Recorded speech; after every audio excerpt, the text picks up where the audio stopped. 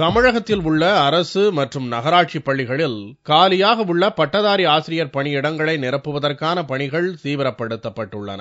வேலைவாய்ப்பு அலுவலக பதிவு மூப்பு அடிப்படையில் இந்த பணியிடங்கள் நிரப்பப்படுகின்றன. இதற்கான சான்றிதழ் சரிபார்க்கும் பணி நடந்து வருகிறது.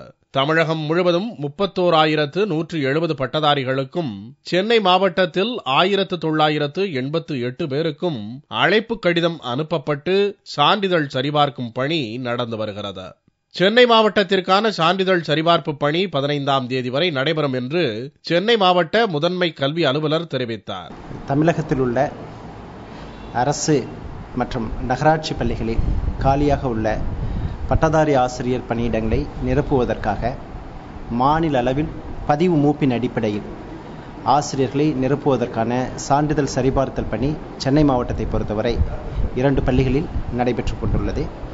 இந்த பணிகள் 12ஆம் தேதியிலிருந்து 15ஆம் தேதி வரை நடத்துவதற்கான அனைத்து ஏற்பாடுகளும் செய்யப்பட்டுள்ளன. மொத்தமாக 1988 ஆசிரியர்களுக்கு இந்த அழைப்பு கடிதம் அனுப்பப்பட்டுள்ளது. சென்னையில் முதல் நாள் நடந்த சான்றிதழ் சரிபார்ப்பில் அதிக அளவில் பெண்கள் கலந்து கொண்டனர். என்னோட மேஜர் சப்ஜெக்ட் வந்து இங்கிலீஷ். நான் 98ல கம்ப்ளீட் பண்ணேன்.